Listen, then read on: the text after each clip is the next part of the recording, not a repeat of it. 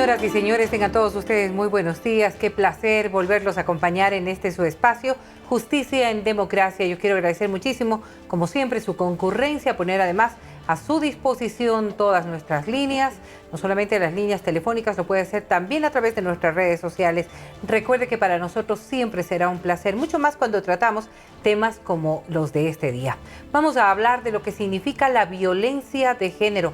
Algunos tipos de violencia, aquellos de los convenios internacionales que han sido suscritos por el Ecuador y, por cierto, también cómo debemos nosotros entender la administración de justicia en épocas cuando se habla de femicidio, cuando se habla de defensa de los derechos de las mujeres, pero los casos lastimosamente se mantienen. Tengo dos invitadas especiales, miembros del Observatorio de Género del Colegio de Abogados de Pichincha, dos expertas en la materia, mujeres que han logrado destacar en este ámbito por una lucha permanente en la defensa de los derechos de nosotras. No excluye de ninguna manera a que usted pueda también participar de este espacio. La doctora Anabel Guerrero y la doctora Cecilia Espinosa, quienes nos acompañarán en esta jornada, y con ellas vamos a entender un poco más de lo que significa este tema. Quizás nos hemos acostumbrado y mucho a lo que ocurre de manera permanente, lastimosamente, en el día a día, en el común, en nuestras relaciones intrafamiliares, posiblemente en nuestras relaciones laborales, sin entender que en muchas ocasiones estos comportamientos o supuestos comportamientos comunes generan violencia. Y yo por eso quisiera que ustedes dos expliquen a nuestra audiencia qué deberíamos conceptualizar como violencia de género. Empecemos con usted, Anabel, bienvenida. Buenos días y muchísimas gracias por la invitación.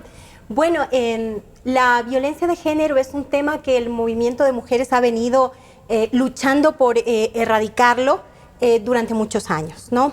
Es un tema muy complejo, involucra violencia física, violencia sexual, violencia psicológica, incluso aunque no esté tipificada en nuestro Código Orgánico Integral Penal o en nuestra normativa, la violencia patrimonial. Entonces, las mujeres somos sujetos de varios tipos de violencia y en ese sentido, pues en el Observatorio del Colegio de Abogados de Pichincha hemos venido constituyendo este organismo con varias compañeras en el ánimo de sumarnos a esta lucha que tiene que involucrar, pues por supuesto, al Estado, a las organizaciones de mujeres, a la sociedad en su conjunto, ¿no? El ánimo es erradicar todo tipo de violencia contra la mujer. Y decíamos, Ceci, posiblemente Anabel lo refería, estas políticas públicas que son tan necesarias para corregir aquello, pero si nosotros entendemos, cuando a nosotros nos hablan de violencia de género, hacemos alusión como un tema estricto al hecho de un golpe. Hemos visto esta víspera un caso terrible, 4 hijos y su madre asesinadas por no sé si es el padre de los menores, pero al fin y al cabo el esposo de la víctima. Cuando estamos viendo de manera reiterada, más de lo que quisiéramos en realidad, casos como estos, asumimos que esos estrictos casos excepcionales, grandes, gigantes, son cuando se habla de violencia. Y quizás nuestra propia falta de concepción de lo que significa la violencia hace que la permitamos. Pero lo que es peor, en muchos casos, que también seamos causantes de que aquello siga.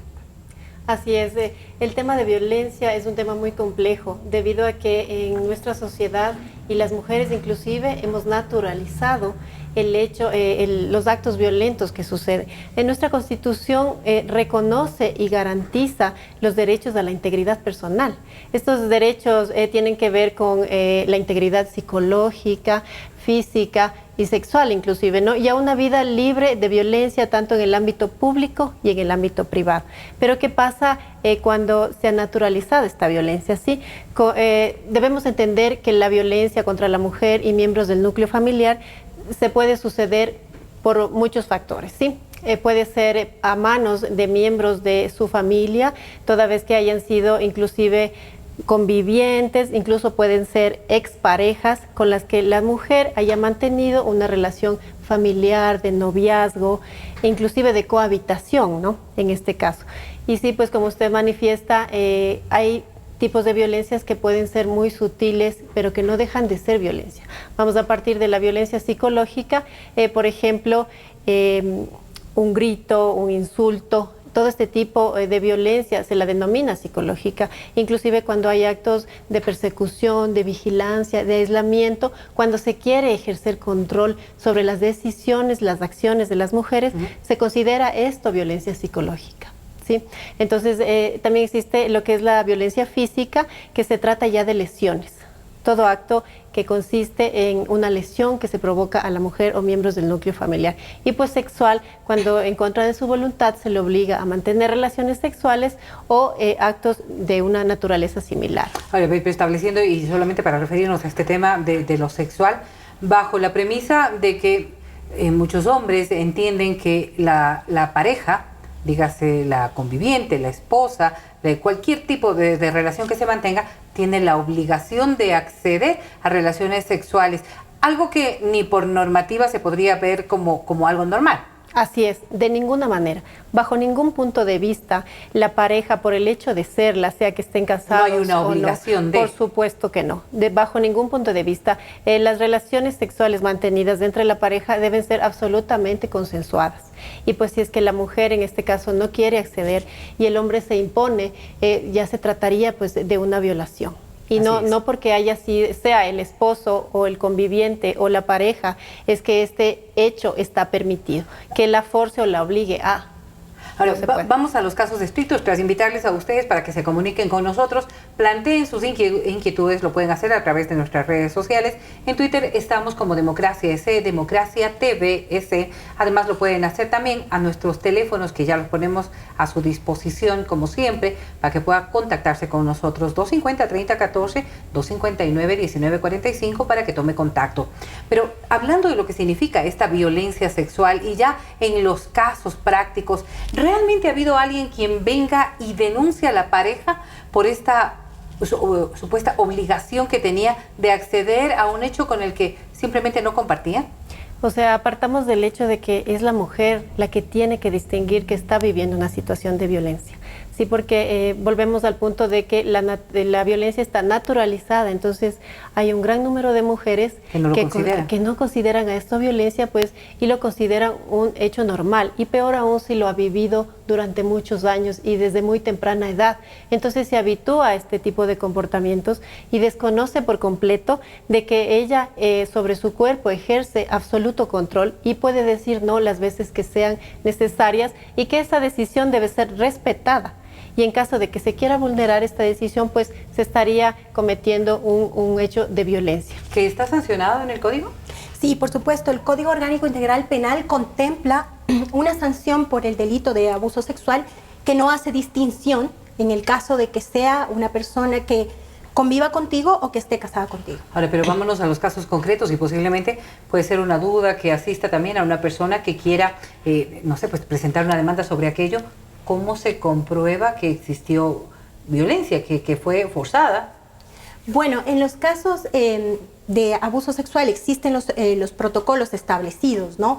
Hay el tema del informe médico que se le practica a la víctima, y también hay el tema del manejo y del trato psicológico. Entonces, los profesionales en psicología están totalmente capacitados para determinar si la víctima, en este caso, por lo que estamos tratando, si la pareja ha vivido consuetudinariamente violencia, tanto física, psicológica y en el ámbito sexual también.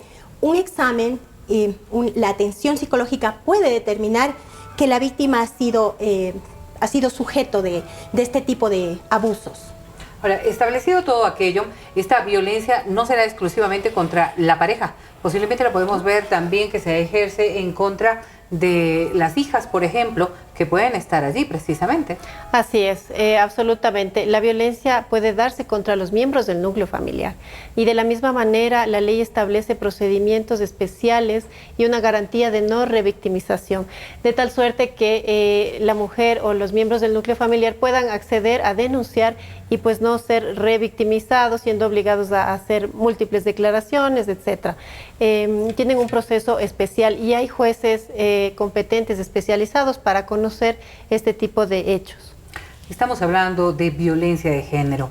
Cuando establecemos todos estos antecedentes y hablamos de la violencia sexual como uno de los casos que se pueden evidenciar posiblemente este nivel de agresiones a las cuales son sometidas muchas mujeres, Anabel nos decía, hay otro tema que yo quisiera que nos lo expliquen, aquello de la violencia patrimonial. ¿Qué deberíamos entender nosotros cuando observamos mujeres que tienen ya propios ingresos, que mantienen una autonomía también y que se le permitiría, pues como cualquier ser humano, simplemente el manejo de aquellos bienes que son propios?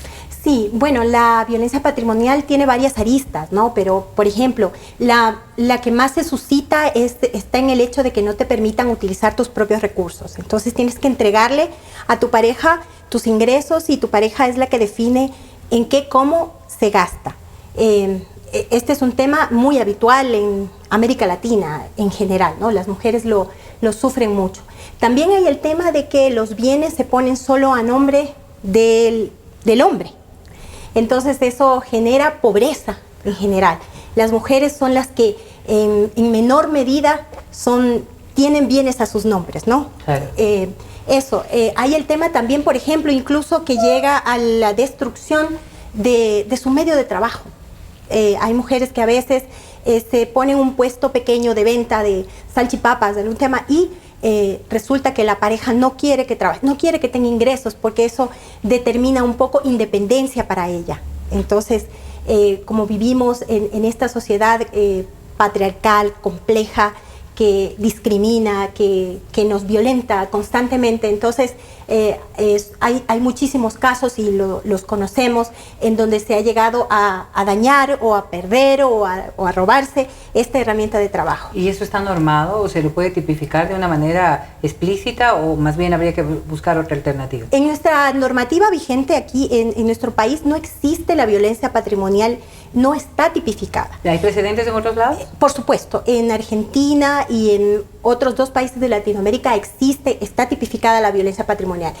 Yo considero que en el país deberíamos avanzar hacia ese punto, pero sobre todo deberíamos avanzar hacia educar, educar que la sociedad se eduque en el sentido de respetar a la mujer y de respetar sus ingresos, de respetar su participación en el ámbito laboral y en el hecho de que tenga iguales ingresos por igual trabajo que lo realiza con el hombre y bueno, en todos estos aspectos para lograr una situación de equidad entre hombres y mujeres.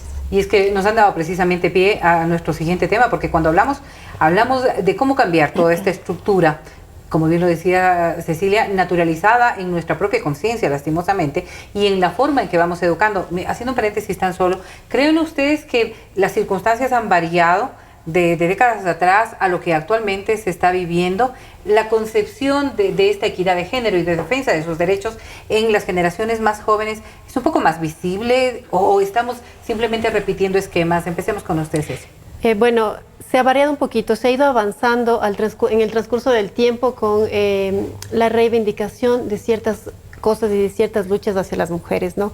Esto se da pues justamente de manos de las mismas mujeres, porque siendo las mujeres un grupo dominado a lo largo de la historia, han sido ellas mismas las que han organizado sus propias luchas para ir consiguiendo y como se dice, logrando sus propios derechos, desde el movimiento de las sufragistas que obtuvieron pues el derecho al voto hasta la actualidad. Y sí, ahora es un poco más visible, pero justamente porque las mujeres organizadas han levantado su voz de protesta, protestando por todo lo que se vive en el día a día, desde el acoso callejero, lo que pasa en los buses, las mujeres que son asesinadas a manos de sus parejas, etcétera, etcétera. Una serie de violencias que ya estamos cansadas como mujeres de seguir soportando y pues organizadas ahora levantamos la voz de protesta para que esto sea visible ante la sociedad y sean más personas y más sectores los que se sumen a esta lucha, ¿no? Ahora, si establecemos aquello, mujeres de nuestras generaciones posiblemente podemos recordar diferencias en el manejo y muchas de las cosas que se tuvo que hacer. Cuando nosotros habremos cursado posiblemente por las aulas ya era otra la circunstancia que se vivía en épocas anteriores, muy distinta también de la que ahora se vive. Si bien estuvimos como en una etapa sándwich, viniendo de la ausencia total a poder estar involucradas, pero vemos que ahora mismo las nuevas generaciones mantienen esquemas distintos. ¿Para ellas les resultará más fácil? Bueno, a mí me parece súper interesante tu pregunta, Verónica, porque sí, si bien es cierto, pues en este momento gozamos en cierta medida de muchas reivindicaciones que fueron fruto, como lo dijo Ceci, de la lucha del movimiento de mujeres a lo largo de los años y por lo cual estamos profundamente agradecidas y pues la lucha debe continuar, ¿no? En efecto, supondríamos que esta situación permitiría un reflejo en la juventud de una visión de mayor equidad, ¿no? Lastimosamente yo considero, Verónica, que en estos 10 años, permíteme que me refiera a este régimen, hemos vivido retrocesos. ¿Cómo que, por ejemplo? Por ejemplo, el tema de la violencia que se ejerce casi todos los sábados desde los espacios de enlaces ciudadanos del presidente de la República, donde no hay casi sábado en donde no se haga referencia y algún comentario misógino, machista, violento de las mujeres que defienden la naturaleza, de las mujeres que participan en política o de las mujeres que legítimamente hacemos oposición. Entonces, comentarios como que solo puede hablar de maquillaje, comentarios como gordita horrorosa, coloradita y un sinfín de comentarios, yo pienso que llegan mucho a la juventud y están afectando muchísimo. Considero que vivimos momentos de retroceso y de momentos en los que hay un recrudecimiento de la violencia hacia la mujer que viene desde la cabeza, desde lo más alto de las instancias que deberían estar llamadas a protegernos y a difundir una cultura de respeto hacia la mujer. Ahora voy a decir, el presidente posiblemente ha defendido en cambio la posibilidad de la inserción de varias mujeres dentro de su gabinete, ha sido quien más ha destacado esa presencia y obviamente puede ser un paso positivo también. Por supuesto, a mí me parece importantísimo la presencia de mujeres, que cada vez estemos más presentes en los ámbitos públicos, en el ámbito privado, pero también es complejo, por ejemplo, en el caso de las mujeres que son parte del partido oficialista, por ejemplo, en el momento en que tomaron una posición frente a la despenalización del aborto por violación, fueron mandadas a callar. Entonces, en realidad, sí, más presencia de mujeres, pero con libertad de decidir. Eso es lo que necesitamos. Y le escuchaba una nota que me parecía muy interesante y que la comparto con ustedes para escuchar su análisis. Decía que si bien el tema de la alternancia en la lista, la alternabilidad que se pueda dar entre un candidato y una candidata o una candidata y un candidato, no se refleja en el momento de la votación. Pueden estar inscritas, pero la votación no refleja. Y vamos nuevamente a lo que yo quería enfocar. Este tema, posiblemente vinculado también a la necesidad de políticas públicas en el ámbito de lo que significa la defensa de los derechos de las mujeres, parte por una transversal que es sumamente importante, la educación. Quizás no hemos llegado a esos niveles de educación tan importantes y tan necesarios como para generar la equidad, una equidad que puede mirar con mejores ojos al tema del respeto. ¿Cómo lograr entonces que a través de las políticas públicas podamos ejercer este derecho que deberíamos tener todos, como es el derecho a la educación, pero una educación en donde se manejen otros conceptos? Sí, Verónica, totalmente de acuerdo con usted. Yo pienso que el tema desde las aulas, educar a los jóvenes en esta cultura de la equidad es sumamente necesaria. Para ello, son necesarias las políticas públicas y que este tema sea transversal. Sin embargo, el país sí cuenta con un plan de erradicación de violencia contra la mujer que pasa también por el tema de la educación. Pero las políticas públicas tienen que ser sostenidas, tienen que ser supervisadas, tienen que ser ejecutadas. Anabel, esto de las políticas públicas, yo creo que sí hay que ejemplificarlo un poco más para el entendimiento de quienes ahora nos están escuchando. Cuando nosotros hablamos de políticas públicas, ¿ha habido una variante real? Es decir, el COIP está involucrando otro tipo de comportamientos con un adicional. Cuando nosotros nos referimos a aquello, posiblemente hablamos de sanción o hablamos más bien del manejo de otro tipo de recursos que podrían mejorar esta postura que podemos tener frente a las mujeres y a defender los derechos de ellas. Bueno, es que, Verónica, cuando hablamos de políticas públicas, ahí la importancia, ¿no? Porque, por ejemplo, sí, tipificas el femicidio y estableces sanciones. Pero, por ejemplo, sí, las unidades judiciales de violencia contra la mujer o la fiscalía no cuentan con los médicos, con los peritos, con el personal especializado para que investigue, para que lleve adelante un proceso completamente profesional de investigación y lo lleve a puerto, entonces es difícil. En el caso de violencia psicológica o violencia física, por ejemplo, no existe en las unidades de violencia o en la fiscalía el suficiente personal que pueda atender a las víctimas. Entonces, por ejemplo, llega una mujer víctima de violencia psicológica y pide ser atendida y le dicen, mire, en un mes va a tener la cita con la psicóloga o con el psicólogo. ¿Qué pasa? Que durante ese trayecto la víctima desiste. Claro. Y entonces ahí nos encontramos con el tema de que hay subregistro, porque la persona fue, le ofrecieron que en un mes y ya no regresó. Entonces, realmente las víctimas son muchísimas más, pero las que llegan a finalizar, concluir o darle seguimiento al proceso son muy pocas. ¿Y este nivel de profesionalismo cómo lo podemos lograr? Dentro de todo, porque hablamos de la Fiscalía, hablamos de la misma Policía Nacional, hablamos de los defensores de oficio, hablamos de todo un sistema judicial, de todo un sistema penal que debería estar capacitado acorde a lo que se planteaba. No es lo mismo enfrentarnos a un puñetazo que a una vida llena de adjetivos, de descalificativos. Ni nosotros mismos sabemos cómo podemos enfrentarlo. Así es, los operadores de justicia pues deberían estar preparados y adiestrados para recibir este tipo de denuncias, ¿no? De tal manera de que la mujer, como decía Anabel, que llega a presentar una denuncia, pues no se dé la media vuelta y se vaya, o no sea revictimizada, no sea pedida tantas declaraciones como y tenga que repetir su historia de dolor con otra persona. Para esto pues debe haber personal especializado en este tema. ¿Hay escuelas de formación para estas áreas? Así es, hay escuelas de formación en general para la función judicial, para jueces y deben tener un enfoque de género, específicamente los que conocen pues hechos de violencia. Respecto a lo que manifestaba Anabel, el tema de la violencia psicológica, ahí tenemos un reparo porque se han establecido procedimientos expeditos para tratar las lesiones, la violencia física, etcétera, etcétera, pero lo que tiene que ver con la violencia psicológica se le ha introducido en el COIP como delito.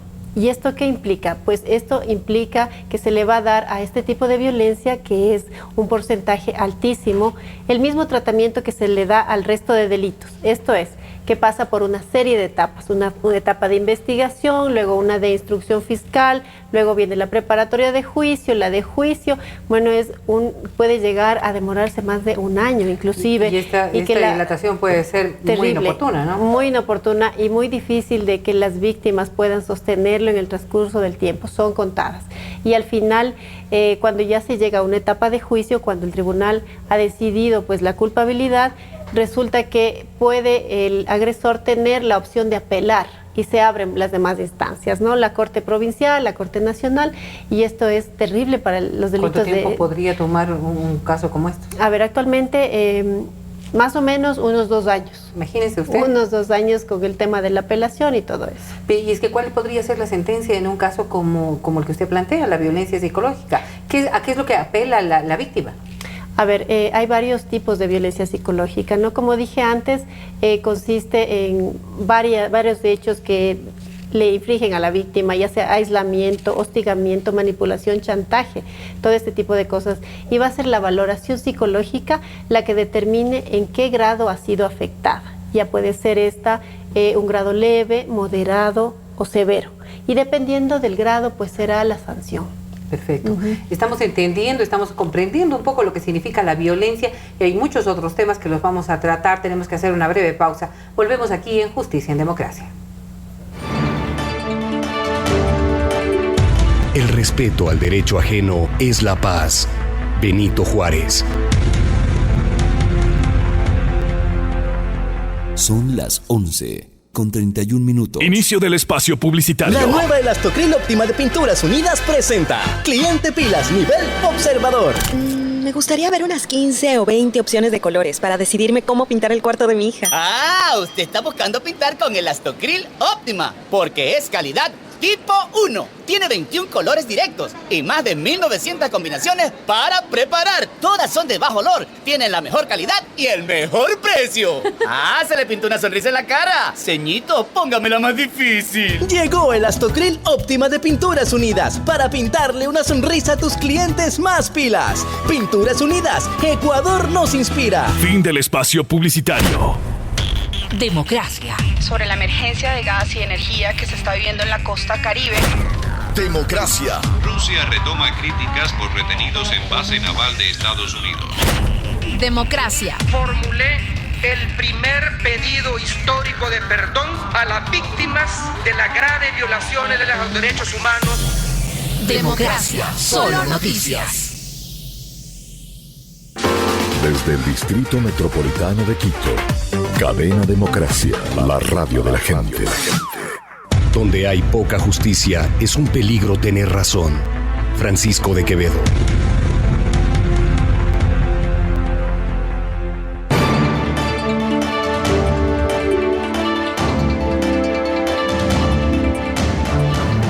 Continuamos junto a ustedes. Este es su espacio Justicia en Democracia. Gracias como siempre al Colegio de Abogados de Pichincha, con quienes podemos participar de esto, aprender, pero sobre todo para defender nuestros derechos. Hoy hablando de lo que significa la violencia de género, y yo debo reconocer que en muchas ocasiones me sorprendo escuchando los conceptos que se manejan sobre estos temas. Los tenemos tan tergiversados, además, que quizás por eso tampoco los podemos defender a cabalidad. Y hablábamos en nuestro espacio anterior de lo que significan también las sanciones. Posiblemente, si bien el COIB establece ya capítulos, espacios donde se puedan definir qué es lo que se considera un acto de violencia, cuáles podrían ser los caminos para resolverlo, el tema de las sanciones, hay algo que sí preocupa a la ciudadanía y uno escucha tras el resultado de un acto de violencia que se vuelve comunicado a través de los medios, se vuelve realmente viral. Empezamos a escuchar conceptos como esta gente no debería estar en las calles, ¿no? Y hablamos de mayor represión, mayor sanción, un padre que asesina a sus hijos, que asesina a su esposa, un padre que quema la vivienda donde viven los miembros de su familia, en fin, podemos estar atravesando por una circunstancia que nos lleve a determinar cosas que luego nos resultarán muy difíciles de sostener. Escuchábamos a uno de los candidatos a la presidencia de la República, el candidato Espinel, dentro de sus propios planteamientos de campaña, hablar del incremento de las penas. Con un adicional, se habla de la pena de muerte como una de sus propuestas. Ustedes que son administradoras de justicia, ustedes que están normalmente en el ámbito más bien de la defensa, ¿cómo debemos entender aquello? ¿Qué es lo que se debe valorar para hacer una sugerencia como esta? Anabel. Verónica, bueno, sobre la propuesta de este candidato a la presidencia de la República, bueno, la considero totalmente fuera de lugar. En primer lugar, porque el Ecuador ha suscrito varios tratados y convenios internacionales, pues que están en contra de la pena de muerte. Segundo, porque nuestra Constitución lo establece, o sea, el derecho a la vida. Entonces, considero además que, como lo habíamos conversado un poco antes, el tema de que las penas te permiten, qué sé yo, un ambiente de mayor seguridad, pues no es así. Es necesario que el Código Orgánico Integral Penal contemple sanciones para actitudes o acciones delictivas, ¿no? Pero de ahí a considerar que el incremento de penas e incluso el establecimiento de la pena de muerte pueden contribuir a mejorar nuestra sociedad, pues consideramos que no es así. Sobre todo como defensoras de derechos de mujeres, de derechos humanos en general, pues la pena de muerte no va a ser una solución. Eso es algo que se ha denominado mucho, se lo llama populismo penal, ¿no? Hacerle creer a la gente que con el incremento de penas va a disminuir el tema de la peligrosidad, de todo el ambiente que vivimos, de inseguridad y todo eso. En efecto, eso no va a lograr, no va a tener este sentido. Más bien, yo pienso que tenemos que partir por el hecho de, en primer lugar, en el tema de las penas hacia las personas que cometen delitos, tiene que partir de un tema de mayor equidad, ¿no? De mayor distribución de la riqueza.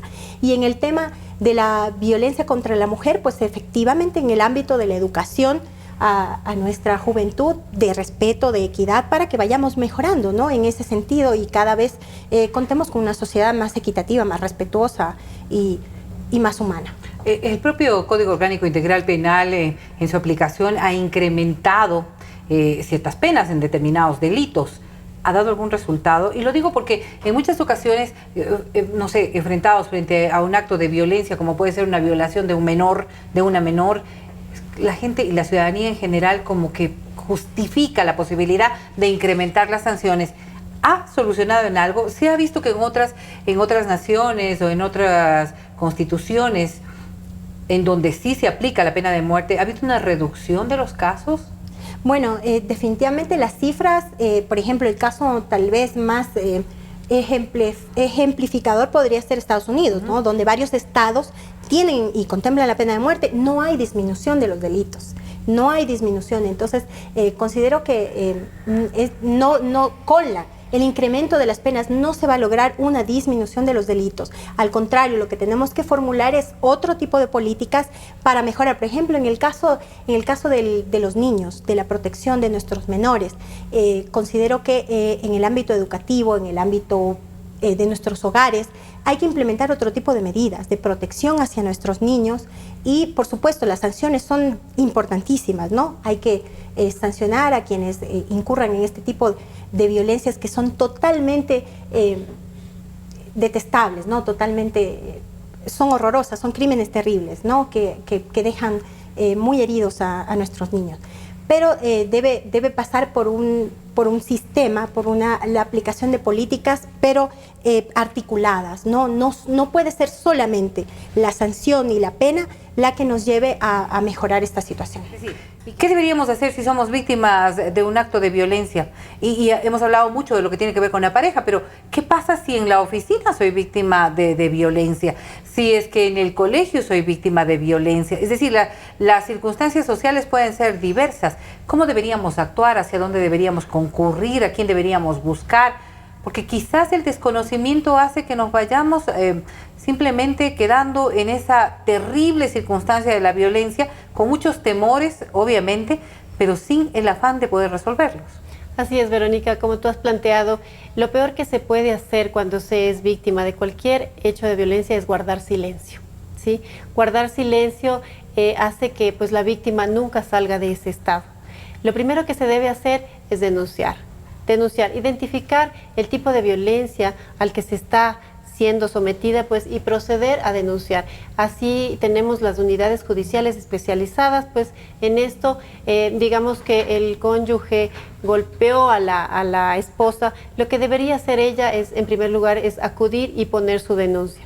En este momento preciso, lo que van a hacer los operadores de justicia es ordenarle, pues, un examen médico-legal en el cual se va a determinar los días de incapacidad que le ha ocasionado ese perjuicio, ¿no? ¿Con una revisión física de lo que está ocurriendo con ella? Así es una revisión física en donde se va a marcar qué partes del cuerpo está golpeada y sobre todo cuántos días de incapacidad tiene. Dependiendo de los días de incapacidad, pues el juez va a conocer si se trata de una contravención, hasta 3 días de incapacidad va a conocerlo el mismo juez de violencia y pues si pasa de los 3 días y ya lo va a remitir a la fiscalía. Ya, ok. De esto debo buscar un abogado de oficio, ahí me van a proveer de un abogado. ¿Debo hacerlo con representación de un abogado o es simplemente un acto ciudadano que lo puedo ejercer tranquilamente yo sola?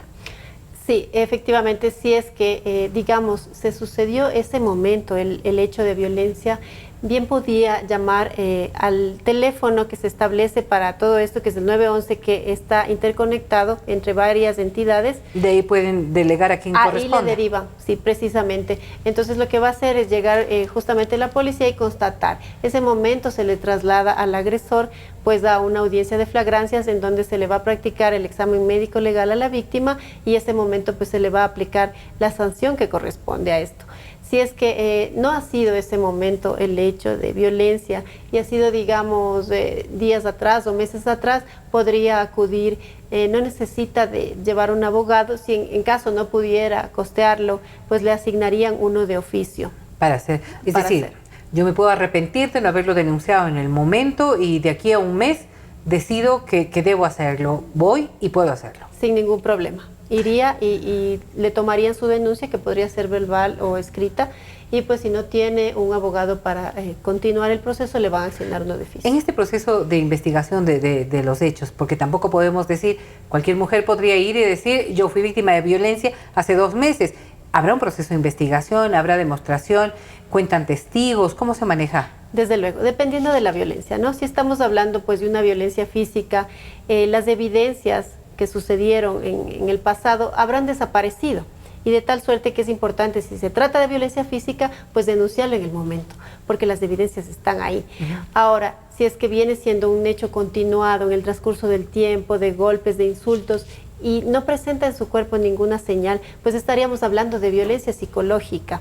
Para esto, una vez tomada la denuncia, van a ordenar el fiscal una serie de diligencias que pues consisten en los exámenes psicológicos, psiquiátricos en muchas de las ocasiones. ¿Para la víctima? Así es, para la víctima y para el agresor. Okay. Las dos cosas. Asimismo, pues van a solicitar la toma de versiones sin juramento de personas que hayan conocido de estos maltratos. Los hijos que pueden ser testigos de estos actos, ¿pueden ser, digamos, se toma en cuenta su criterio? Sí, podrían ser llamados a rendir una versión sin juramento. ¿Sí? Entonces tenemos los testimonios, adicionalmente se cuenta con el trabajador social, quien va a hacer un estudio del entorno familiar, a ver en qué circunstancias se está desarrollando pues la vida matrimonial o de convivencia, lo que fuera del caso. Y con todas esta serie de evidencias, pues la fiscal las reúne y solicita al juez una audiencia de formulación de cargos en donde pues se le va a formular los cargos de violencia psicológica y deberá continuarse con el proceso penal que derivará en un juzgamiento. Ahora, esta persona ha salido ya libre. ¿Perdón? El agresor ha salido ya libre para este proceso. Así, o sea, el agresor no está detenido en este caso, ¿no? Está defendiéndose en libertad. Ahora, es importante que si la víctima, digamos, pudiera correr peligro, a ella le asisten ciertas medidas de protección que puede solicitar. En este caso las da el juez a petición del fiscal o a su vez puede ser el juez de violencia intrafamiliar las que las emita. Dependiendo de la gravedad de la violencia o de las agresiones que se vivan. Así es, y son diferentes. Las medidas de protección pasan por la prohibición del agresor de acercarse a la víctima, la prohibición de intimidarle a ella o a las personas cercanas. Lo que obligaría, es decir, a que el agresor abandone la vivienda donde comparten. Sí, esa es otra medida de protección, el ordenar la inmediata salida del agresor y la incorporación de la víctima a su núcleo familiar, porque muchas veces salen despavoridas, ¿no? De su casa a buscar refugio, ya sea en casa de familiares o amigos, pues, y el juez puede ordenar como medida de protección que la mujer regrese y el agresor salga de la casa. Claro, que es una alternativa. Quizás una de las cosas que limita y mucho es esta, no sé, pues circunstancia de dependencia económica que pueden tener. Muchas mujeres se limitan de hacer una denuncia porque el rato que se ponen a pensar dicen, bueno, él es quien sostiene económicamente este hogar. ¿Hay alguna forma de que él siga haciéndolo en el momento en que es acusado, en el que le piden que salga de la vivienda porque es un agresor, no solo de su esposa, de sus hijos, en fin? Pero ¿hay forma de que esta pareja pueda seguir sosteniendo económicamente a su familia?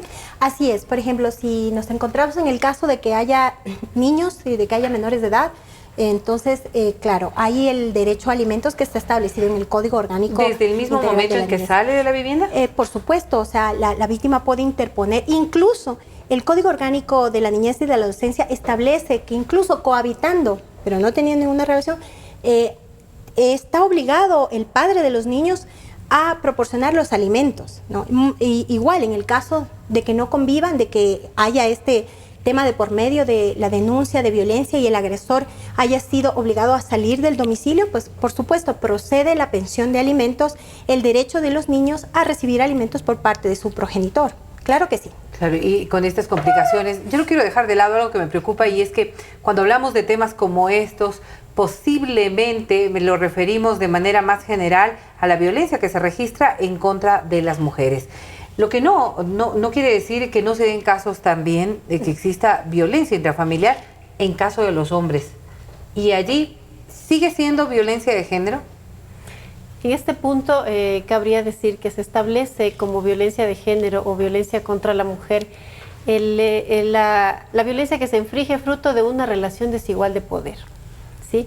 específicamente cuando el hombre en su posición de superioridad, digamos que la mujer no trabaja o etcétera, etcétera, inflige violencia contra ella abusando de esta relación. ¿Esa relación inversa no se produce socialmente? Sí, se podría producir, así es, se podría producir, pero de hecho se produce en mucho menos porcentaje. Lo que significa que no deberíamos nosotros tomarla en cuenta, Ceci.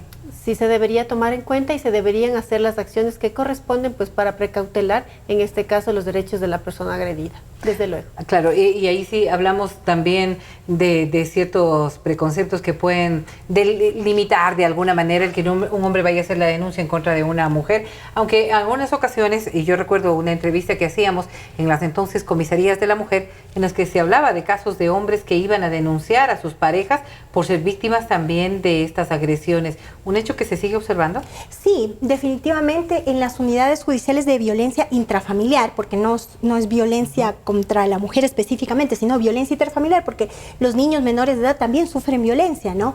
Entonces, en este sentido se puede denunciar violencia en contra de menores de edad, de niños, y también sí, acuden a las unidades de violencia contra el intrafamiliar, acuden también hombres, y en efecto, incluso en este momento, como Observatorio de Género del Colegio de Abogados, estamos conociendo de casos complejos, como por ejemplo, hay hombres que van a denunciar con todo el derecho, ¿no? Legítimamente, pero por ejemplo piden acciones de protección y quienes están siendo obligadas a salir de su domicilio con sus hijos son las mujeres.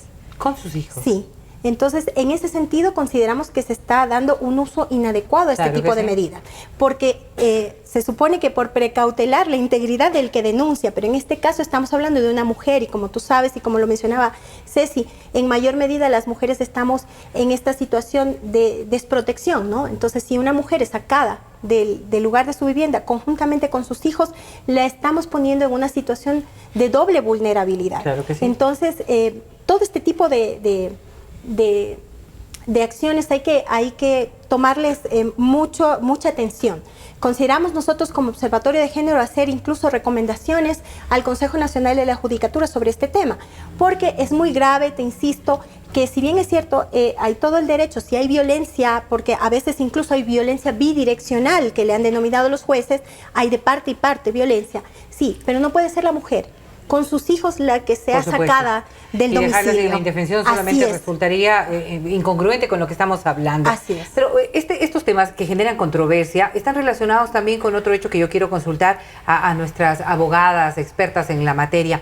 Cuando nosotros hablamos de violencia, posiblemente una de las cosas que se maneja en un concepto paralelo es aquella violencia que se puede generar en contra de la mujer, negándole la capacidad de tomar decisiones sobre su cuerpo. Y me refiero concretamente al tema del aborto.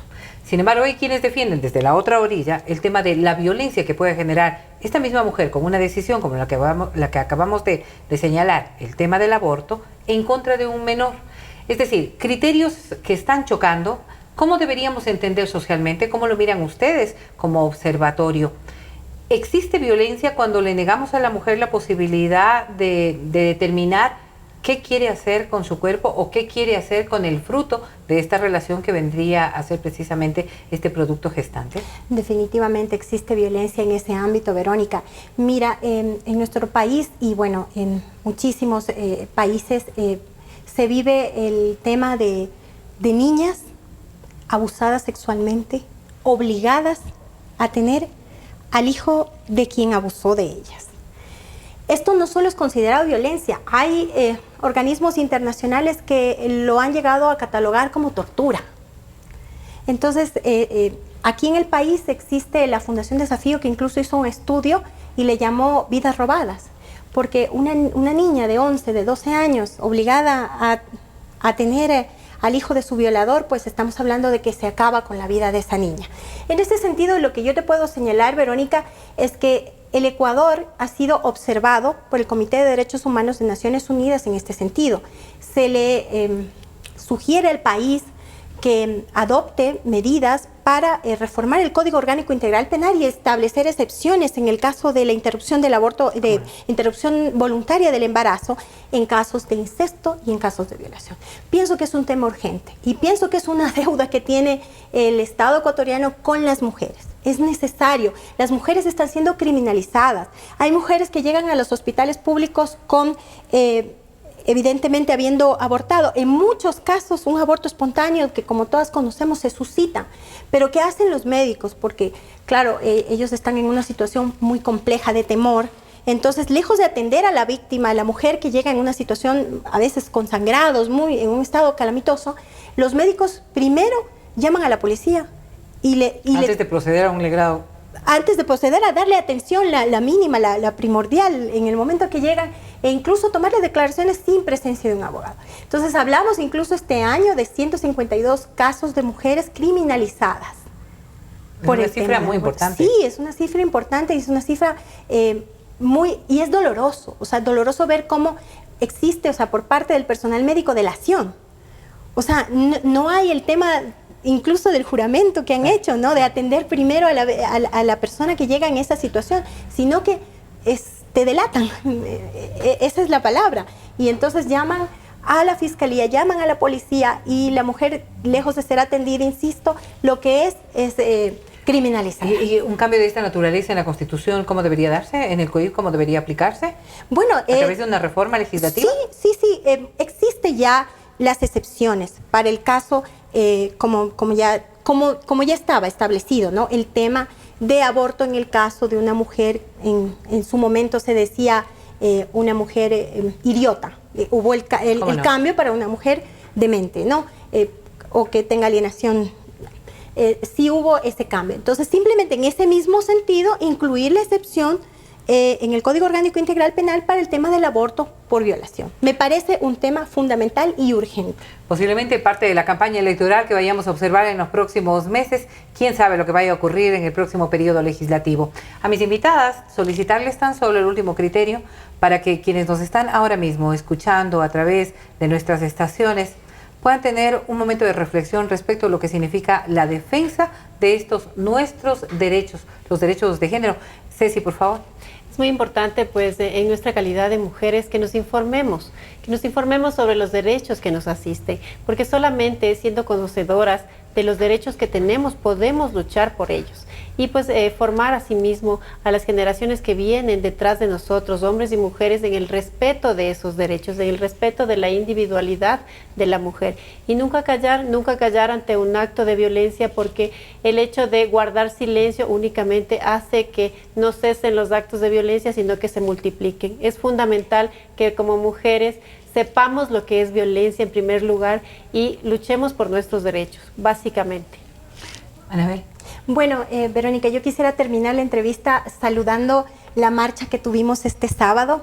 Fue una marcha poderosa que demuestra la conciencia que se ha venido generando alrededor de la lucha contra la violencia contra la mujer, contra el femicidio, contra la violencia física, contra la violencia sexual. Considero que si este año la marcha fue así de poderosa, pues el próximo año será mucho mejor, y la intención es ir creando conciencia. Este tipo de expresiones demuestran que las mujeres estamos conscientes de que solo la lucha nos permitirá conseguir y alcanzar una sociedad más equitativa, más justa, y llegar a erradicar la violencia y el discrimen contra las mujeres en el país. Exactamente, erradicar la violencia, defender los derechos, pero esto no parte exclusivamente de las mujeres, debe ser una concepción ciudadana. Nosotros como madres, como esposas, como hermanas, como hijas, tenemos la obligación también de generar sociedades mucho más equitativas. A nuestras invitadas de esta jornada, la abogada Cecilia Espinosa y la abogada Anabel Guerrero, muchísimas gracias. Al Colegio de Abogados de Pichincha, como siempre, para el próximo miércoles, nuevo tema junto a ustedes aquí en Justicia en Democracia. Justicia en Democracia volverá la próxima semana.